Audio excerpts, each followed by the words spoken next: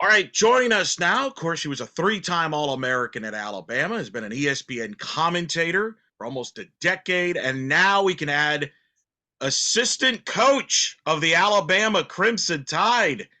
I'm getting used to that one. Kayla Braud joining us there. How's that getting used to there, saying coach? Yeah, no, there's been definite transition. I've had some of the players reach out to me and they'll text me and say, "Hey, Coach Bro," and it still sounds funny, but I'm really excited nonetheless. And I've definitely been a coach before, just not at the collegiate level. I've coached high school softball for a long time, so I've been a coach in a lot of capacities, just not for the University of Alabama. So wearing the A on my chest again is something for sure to be excited about with the coach label. So I guess the question is, was college coaching ever like, was that something in your mind? Like, how did we get here? Yeah, that's a great question. And to answer your question, no. College coaching was not on my mind except for this one job. And I've always told everybody that asked me, "Would you get into coaching?" No, I wouldn't get into coaching except for this one job, and it would be Coach Allie's position, Allison Habits, the former assistant, which is crazy to say, because I kind of fit her mold. I'm an outfielder, coach first base, like, ultimate motivator. She was just such an important mentor in my life. And that was really the only job that I saw myself in because, I have a tremendous amount of respect for all of these coaches that move a lot and grind and kind of work their way up a ladder in a different sense. But I looked at my life and for my family, and have been with my husband since I was 16 years old. And it was just important for us that we were close to family. I didn't want to bounce around too much. So being close to family, and I've lived in Oregon for the past 6 years. And so it was really important that after college, we kind of had that foundation. When this happened, though, this is the only job I was going to take because I have a family in Tuscaloosa. Alabama softball has been truly my family. Murph is one of the best people that I know. He is just kind of treated me like a second father. That he's a second father to me. So, and then all the relationships that I have in Alabama is really, really important. So that's the reason why I was willing to accept this one and not, any other one that would have potentially been an option for me. Makes a ton of sense. Because obviously Francesca is now on the Florida Gators coaching staff and in the broadcasting. And I remember when I asked her about it, because she caught when she told me about it, because I've been broadcasting with her. She said this was the one job that I would go into coaching for. There's that special tie, right? It's something about your alma mater. There's something about that just it has to tug a little bit, right? Yeah, without a doubt. I think that in my whole existence broadcasting, ever since I've graduated, I've just wanted nothing but the best for Alabama softball. I owe Alabama softball every single opportunity that I've had post college. My ESPN career was only possible because of what I did in Tuscaloosa. My family, like I mentioned, I've been with my husband for 16 years. His job, even in Oregon, is because of a connection that we had through Alabama softball. It matters. It lives with you. It shapes who you are as a person, and you understand that how much that experience impacted me in my life. And when I think about the opportunity to give that to someone else, to help another young woman get some of the opportunities that I had in my life after softball, those are the things that I'm sure Francesca thought about too. Is just giving back to something that gave you everything. When Allison Habits was announced as her retirement, which you mentioned, that's going to be weird in a nutshell that she will not be in the dugout. What 25 years, Alabama. When you heard that, because I'm sure you probably got a day or two notice, alums and everything like that. Did that register in your brain about, oh, this could be an opportunity? Did Murph reach out to you? How to give me your mindset when that came out? Yeah, well, first and foremost, I had to definitely grieve Allie's job. I think I was so taken aback by that news because I just assumed in my head that she was gonna hang it up with Murph, that she was gonna be with him until they both retired. They were gonna ride off into the sunset and mutually end their coaching careers at the same time. And that didn't happen. And I have a tremendous amount of respect for Allie to prioritize her family, to go home and say, I want to go take care and spend time with my mom. I think that is just one of the most noble things. And she's being so selfless getting to do that for her family. So I definitely grieved her first because she's had such an incredible impact on my life. She has been the foundation of Alabama softball. Like Murph built it, Allie was right next to him the entire way. So she has such an important presence in all of the alumni, all of the players' life that have walked through that program. So definitely a lot of sadness, definitely shedding some tears for Allie and her time for Alabama softball being up. But then I didn't, to be honest, I didn't think me first. I thought her first. And then after, I honestly, I didn't have the time to see if I actually wanted to pursue it because Murph called me first. So I didn't even get to think about, oh, maybe I want to apply for this. Maybe I want to talk to Murph about this. He actually sought me out and talked to me first. So I didn't have the opportunity to think, maybe this is something I want to do. He said, I want you to be the next assistant for Alabama. I want you to take over Allie's job. And that's how that happened. It wasn't me, it was Murph. That's not surprising. Makes a lot of sense. He probably had things in his back of his mind. Had you had told him in the past of your interest in coaching? Was he, or is that something that he just kind of like, hey, let me just ask her and see what she says? I think that might be a little bit of Allie's influence because I remember, and Allie talked to me on the phone the other day and she's like, I remember this conversation we had, bro. We were sitting in Tuscaloosa. I think I had called a game and we went and got dinner or lunch the following day or something, catching up. And we were talking about life. And she's just like, would you ever get into coaching? And I was like, no, only for your job, Allie. So until you retire, I'm not going to coach. And she told me she remembered that conversation. And when she talked to Murph, my name came up and she said, this is the only job, Murph, that she'd want. So go get her. That's pretty good. Good memory. So tell the audience your style, what you hope to bring to the program as an assistant coach. And then I guess for those, what your jobs will be, how much of Allison Habit's responsibilities are you getting? How much, because now there's a deeper staff with the added third assistant. So what is your role going to be defined as? Yeah, so I think the obvious role is going to be working with the outfielders first and foremost, because I was an All-American outfielder. So I'm definitely going to take over in Allie's capacity there. Base running is another one that I will have leadership in. Hitting, Adam Arbor's been named the hitting coach, but I fully intend to be right there next to him, helping and guiding in his mission and helping Alabama softball be a better hitting team in general. And then beyond that, I think the obvious one too is going to be I'm going to have a lot of help with the lefties, specifically the ones that have speed, that have the dynamic ability to be able to bunt, slap, and hit away. I'm going to spend a lot of time with those types of kids and really, really, really want to bring the speed and the short game for Alabama softball to the next level because I understand the value of that and getting on base and stolen bases. And if you look at some of the high points in Alabama softball history, we ran the bases extremely well.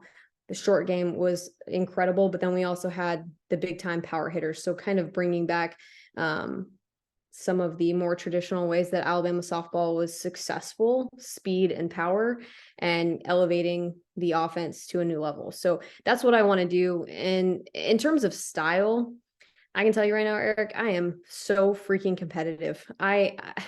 I want to bring a competitive level to this team. And these girls in the college game right now, I've seen it from the other side, all of the influences they have, all of the pressure that they have from the outside world, the media attention, the coverage. I think I'm going to be a good bridge between understanding what it's like to be on the other side, to be out of it, to know what these girls are going through that's different when I played, but also finding ways to channel that into really, really positive energy, positive emotion, positive response to that pressure, and making it about being really, really competitive, working really stinking hard, and being willing to block out all of the outside noise, to have that singular focus, to really worry about what can I do to win and beat the other team in the dugout, plain and simple. Did you seek out for advice as far as to other coaches, as far as, hey, how do you balance the coaching career with family? Because I know that was something that Francesca told me she did her homework. She talked to Tim about it, but she talked to other coaches about, hey, I got two kids. How do how do I bet, how does that work? Did you seek that out before saying yes? Yeah, I mean, I talked to some people. I didn't talk to anybody. To be quite honest, I haven't even had enough time really with how fast this is all moving and everything like that to reach out. But there's a lot of women that I've thought about and probably will eventually call that have this experience, have the balance. But I can tell you right now that when Murph offered me this job, the first thing he said is, I'm going to take care of you and your family. I want Dylan, my daughter, to be a part of it. We're going to figure out what the line is, but I want her around. I want her on some of the trips. I want her in the clubhouse, because what was really important to him was, I want these young women to see that they can have it all. They can have a successful career. They can have a family. They can pursue really, really great things while being moms, because that's it's what our society is trending towards, is really kick-ass females that have kids and have serious careers. So he's like, I want that. So I want them to see all of that. So that was a really, really big, important tipping point for me, is for him. And, I reached out. My mom was a very, very high achieving teacher because she became a principal. So she had a full-time job. So I really sought her for that advice. I mean, she was a principal for 16 years. She had a very, very high intense job with 4 kids. So I sought out not just coaches and people that have that experience, but also people in my life that I've seen. I don't know any different. My mom was a badass and just dominated career and being a mom.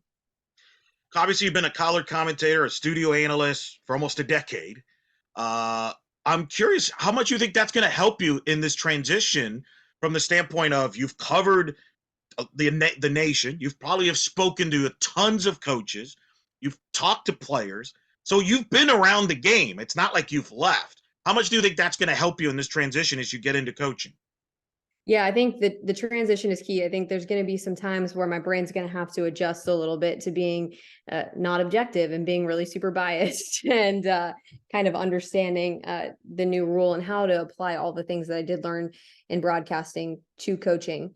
Because I don't think a lot of people understand this. And I've been talking, a lot of people have asked me this question lately, friends and family, is, how will that affect you, right? And what people don't realize is that so much of the work we do as analysts is similar stuff to the coaches in terms of preparation for games. So I'm watching so much video. I'm analyzing a ton of data. I'm trying to see trends in the game. I'm trying to understand the newest hitting styles, the intelligent people. I'm learning from them constantly what they're doing to make their team successful, getting all of that information, constantly trying to digest what direction the game of softball is going and how that can be best executed by the best teams in the country. The difference is the lens that I'm seeing it from. I'm going to see it from an objective observer that's got to teach people on TV the game, that's got to tell them why everything is happening. And now I got to apply that to how can I train kids to make them better with all of this information and all this data. So I think that's going to be the biggest transition, but I'm extremely grateful for my time in broadcasting, because again, I think it's going to offer a new perspective, a fresh perspective that's going to help me be a better coach in the long run. Yeah, I've kind of been surprised we haven't seen this. We see this in a lot of the other sports, football, baseball. I mean, this is common where people come from the booth to coaching. But yet softball, we haven't seen it as much. Stacey Newman did it many years ago. But I kind of feel like you and Fran can become trailblazers here. Do you think this could start a trend? Yeah, I will see. I think that it's so interesting. You're making me think I need to text Fran right now. No, I think that there's such a great thing about broadcasting. It is a phenomenal career. I think you just get to a point in your life where you just figure out, like, what's best for me and my family right now. And for me, this was the answer. And so I'm really excited. I think that all of these women that have worked really hard in broadcasting are proving how knowledgeable they are of the game. And so I don't know if it'll become a trend, but I think it'll help other broadcasters realize that they have limitless possibilities in terms of being a part of the game still. No question. I think that's a great point from that standpoint. How hard is it that you're letting go of broadcast? Are you going to miss it? What parts are you going to miss about the broadcasting side? Oh my gosh, yeah, no. This was probably the hardest decision I've ever had to make in my life because of how much I love broadcasting. And I think what I love about broadcasting is, when I got the job for Meg Aronowitz, when I graduated at Alabama, I didn't think I would find a career that would fuel my passion for softball and my passion for sport, like broadcasting. Uh, when you get ready for a game, you do all the prep, just like, you practice, you watch the film, you do all the things. So we do that in broadcasting. And then on the day of the game, similarly, you suit up. It might be business attire instead of a uniform. You put the headset on, you feel like those lights are on you, and you have to perform. And that gave me the adrenaline that I needed. It gave me a lot of motivation to really work hard to get better at the craft, because I can tell you, when I started, I was not very good. Because not many people are when they first start broadcasting. So it gave me something, and it really inspired me to get better and work hard. The same kinds of feeling that I had in softball when I played. So now that I've been doing broadcasting for almost 10 years, I'm definitely sad, because I love the people that I work with, the team that we have at ESPN, the team that I started working with at the Mariners, that I've been covering them this summer. It's just nothing but phenomenal people, really, really gracious, become really good friends of mine. Like, I'm so lucky to have some of the best friends. Like, I'll be able to call up, Madison Shipman, Danielle Laurie, Amanda Scarborough, all of those people, Mike Cousins, like Ray Lyle, all those people that I've worked with, they're my great friends now. And I think those are the things that I'm going to miss. But that's also why I wanted to do this opportunity, is that I know how important it is to me to be surrounded by great people. So I want to do that with college kids and the coaching staff that I know so well and believe in at the University of Alabama. And so that's what I'm really stoked for. I'm giving up something phenomenal, but I'm also getting something just incredible, once in a lifetime opportunity for me. Now it's going to happen. It's whenever Alabama's on an SEC network game or ESPN game, that crew's going to say, "Can we get Kayla on the broadcast? Can we mic her up?" Now you're on the other side here. I know. I already did an interview. Dari and Peter Burns had me on their radio show like Tuesday morning or Wednesday morning. I can't remember. They're already on me for some interviews. And I thought it was hilarious, because Peter was like, "I didn't know that you were entering the transfer portal. What is happening? The transfer portal is like." It's pretty good. What was your first year in broadcasting? Was it 14 or 15? Yep, 14. Because we met, I'll never forget where we met. We met in Orlando in 2015. Yes, I You knew that. Yep. in the American Conference Tournament. You sat in my booth because you wanted to listen closely to my broadcast. I remember looking over the shoulder. I'm like, man, I really got to be good now, because because you were taking notes, I because you were was. getting ready to call the championship game the next day, which was UCF's win over Tulsa. Uh, and I would imagine that work ethic. By the way, no, full disclosure, you're just coming off a year where you won the Golden Mike Award for best studio analyst in the sport. Congrats. And you were Thanks. nominated for other awards. I don't know if you're aware of that. So some would argue you're coming off your best year yet. I don't know if you felt that way or not. But just talk about that journey of the broadcasting and the growth in it. Yeah, 1000%. I thought, that's the unique thing about being an analyst, is that there's just not very many people in your role. Like, all of your bosses, all the people that they typically in TV don't do your job. They work their way up through the TV trucks, they go into producing, and then so on and so forth. So a lot of them don't really have your job. So you have to do so much self-evaluation, self-work, watching yourself on film. So I was very proud of myself this year, with what I was able to do. And I was very proud of myself too for getting the job with the Mariners and applying for that one and getting it and being successful in that. So this was a very much a prideful year for me. And, throughout my career, there's definitely been ups and downs, like the COVID years where we had to transition to working from home and calling games from our living rooms. Like, that took me a while to get used to, because you just don't have that natural energy of being at the ballpark or being at the field. So I would say in my career, you get thrown into the fire at the beginning.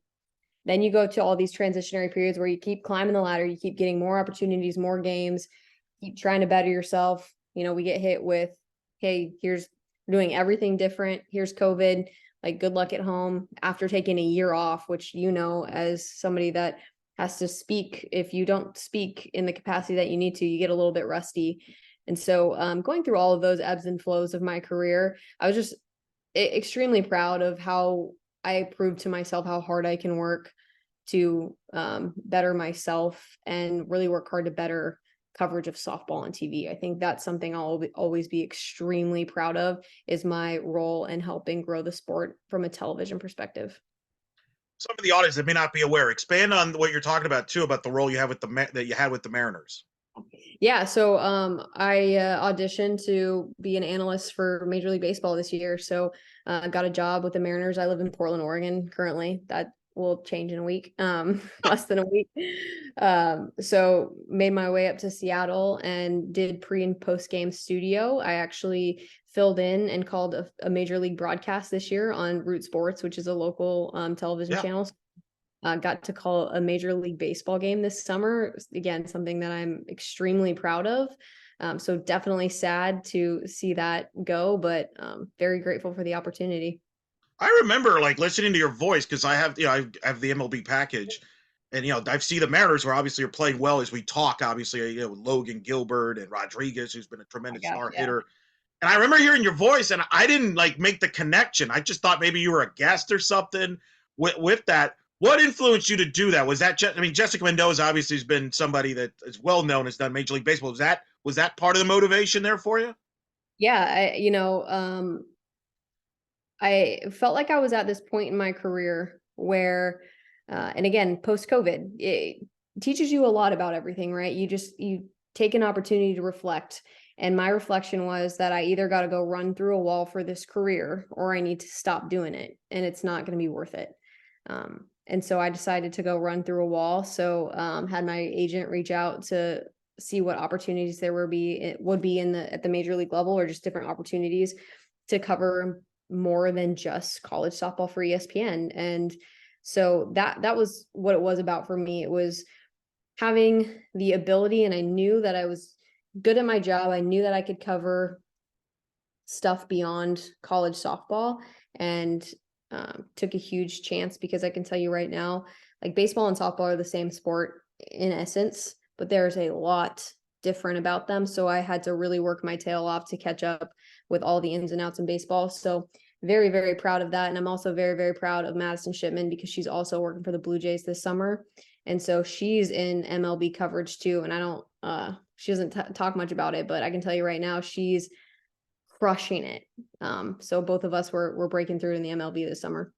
Fantastic. I'm happy to hear that. You're right. We got to pump this up more. Yeah. Or now you're making me bummed out. Like, I'm happy for you for this opportunity, but as a broadcaster, I'm selfish because I don't get to hear your voice on the broadcasting side. So I'm mixed. I'm emotionally torn here. Selfishly, granted, I acknowledge this. But that's awesome for Matt. It's awesome and it's great for you for creating that opportunity. And do you have a favorite game you called, or anything that stands out from your broadcasting career? They're like, when people look back in your broadcasting, and who knows, maybe down the road you could be coming back to it. I mean, that's the beauty of the industry. But as of now, what do you have a favorite game or moment? Because a lot of people enjoyed you, and particularly with Mike Cousins, Yes. that would paired up a lot. You would paired at super regionals. Yes, I have Mike. I can't say enough about that guy. He has been one of my favorite people I've ever worked with. Him and I are like super close friends. He was one of the first people I texted about this job, actually, and told him that I got offered it before I had even said yes. So I got to kind of bounce off him. So yeah, Mike Cousins is phenomenal. My favorite games that I've ever called, I have to go back to my first year, maybe had to be 2014. Maybe even 2015. I don't remember, to be honest. It might have been my second year. First year's kind of a blur. I went to Lafayette to call Louisiana in their super regional, and they punched a ticket to the Women's College World Series. And if you've never been to a Raging Cajun game, those things are freaking awesome. They're so loud, super intense. So that was my first big game that I ever called. And I wasn't even supposed to work it. Jenny Finch was supposed to call the game, but unfortunately, I think she had a sick kid, and so I had to like reroute and fly to Louisiana last second and call that weekend of games. But it was super fun. So that was one of my first great experiences. Like, oh man, this is awesome. Another favorite game that I have called is the throwback throwdown with Madison Shipman this Oh year. yeah, yeah. That was one of the most fun times that I've ever had in broadcasting, calling a game. We just had so much fun. Alabama won, which was even better. But She's Madison's become one of my very best friends. So getting to do something that you love with one of your best friends and wear the jersey while you're calling the game, like that was an amazing. That's one of those things I'm gonna be really sad and I will miss next year. So maybe when Tennessee's in Tuscaloosa this season, we can do something. I'll get on the headset and go bother Madison or something. Yeah. And then Well, I think Madison, by the way, Madison had a sister on the Alabama team, so I she can't did. imagine She she was did. that too torn. No, she was not upset about it. She wasn't. She's always gonna root for her sister. Every Um, I love one of my favorite events to do is I love working the SEC softball tournament Yeah. studio side. Like I love working with Dari and I love working with Lang. I loved my time on Rally Cap with Delucci and Dari. Those kinds of things also were really awesome. And looking back at sorry, didn't realize it now. Didn't realize it was gonna be my last game, but calling my last game for college softball was Montana Fouts and her win over Northwestern. Oh, So that's that's my right. that's my last game now is getting to watch that at the Rhodes house and watching her, like crumble to her knees. And so that's pretty special that was my last college softball game that I called. It's a good way to go out. That's pretty dramatic. Super regional there. How much are you going to tell your players about the media side? Because that's the other Yeah. thing. The game has exploded since you played, where now there's a lot of media obligations, and you know this from being on the media side. So now, what's the advice you're going to give these young players? Because I know there's a lot of young people that don't like they're nervous, they don't know what to say. How much of that are you going to kind of teach them as far as, hey, when local media or the national media talks to you, handle yourself this way? Yeah, 100%. Uh, First of all, that's why I got my job in ESPN is because I handled all the media outlets. Like the reason Meg Aronowitz hired me was because I was the one, like I was the sacrificial lamb to go do interviews and talk to the media every single time. I was like, yeah, sports information director, whoever it was at the time when I was playing, I was like, yeah, I'll go. Um, and so Murph has already talked to me about this too. Is he's like, I want you to talk to him. I want you to give your insight on what it means to give a good interview, kind of mentality that you should have when you go into those things. Because with NIL and with all the opportunities that these young women have to build their brand and to build their identity in forms other than social media, but on TV, on the SEC network, is so powerful for the potential for their future careers. And I have good insight on who give the best interviews, what kind of you have to be your own person, but there is personalities shine. You can't just go on and be blank face, give weak responses, because then they don't ask you back for interviews. Like you want to be called back to do interviews. So I'm excited for that media training just to give those young women an opportunity to grow themselves and to be on platforms where they're going to get their names out there, because that's really important in today's game. One of the things I'm intrigued, I've always talked to a lot of former players that have gone into coaching, and they say that one of the things they learn quick soon is remembering that not to every player's different. Their styles are different. Not every player has the ceiling that you could do. Like things you could do, other players maybe can't do. That's why you were a three-time All-American. You were one of the greatest of all time. How do you balance that out as a coach? Is that something you got to keep in your mind? Hey, this player is different than this player. This player can't do what I do, so let me adapt to what they can do to get the most out of them. Yeah, for sure. I think that one of the beauties I have, so I coach my former high school. I coached their team a few years back. I coached for like 4 or 5 years high school softball. And the first year that I came on coaching staff, uh, it was a team that we could barely fill a roster of 10 girls on varsity, like 12 girls on varsity, and we were trying to get girls that had never picked up a softball before to play. So I had the spectrum of, we had a couple kids that were going to go play collegiately on the team and a couple kids that have never played softball in their life. So I had a really, really full spectrum of how to communicate and teach and talk to kids. And what I found was that I enjoyed kind of all phases of it. I enjoyed learning each individual kid and how they operate, what motivates them. And so I do have, again, not collegiate experience, but I have the great understanding of what needs to be filtered for each kid and what information they can intake and what information they can't, how you can push them and how you can't. And what I would say my other value is that I take pride in, and I get this from my dad, because my dad was my coach growing up and he was the best coach I ever had. And he was just so even keeled, never like raised his voice. He believed in me to like the world ends. Just the greatest guy to coach you as a father. And he also was extremely creative. So if you don't understand something, he could show it to you differently. He could explain it to you differently. He could help you feel it differently. And so I took that from him. So when I have worked with kids, I can find different, unique ways to help you understand something. I think that's where one of my biggest values is going to be as a coach. My last question for it, because you're literally moving stuff, is you're getting ready to move from Oregon to Alabama, which, thoughts with you as you make that Yeah. big Do you trip. know any moving companies? That'd be great. Unfortunately, no, I don't. But I want to ask about the slap game, because that's, I mean, my goodness, that's signature in your career. I mean, I called your freshman year. I remember I saw you in person. You were playing second base Mhm. in Columbus, Georgia, at the NFCA tournament when Alabama played UCF. I called the game. You were playing second base. I remember you were slapping the ball, and nobody could figure out how to get you out. And it was just chaotic. You had Charlotte Morgan hitting behind you. I mean, pretty good lineup, by the way. Yeah. We could talk about that another time. How do you teach today's kids about the slap game, which has been under a lot of scrutiny? More and more powers in the game of the sport. There's obviously been the out of the box rule with a lot of slap hitters believe it's been a rule against them. How do you teach all of that in today's day and age where more and more powers in the game? If you mentioned, I think Alabama in recent years is kind of an example. They aren't as fast. They haven't been the stolen base team like they were when you played. Yeah, I think it's going to be an interesting learning curve for me too, because I laughed. My uncle had us over for dinner tonight as kind of like a going away dinner, and he had put the national championship game. He was playing it in the background as like a celebratory thing. So our national championship game, and he laughed. He was like, "Yeah, you just got a bump base hit." He was like, "Your foot was a little bit out of the box," and I'm sure my foot was, you know, completely out of the box, but by rule, I was legal at the time. It's just not how the rules are. So, I will definitely have to learn and adjust my teaching to the in the box rule.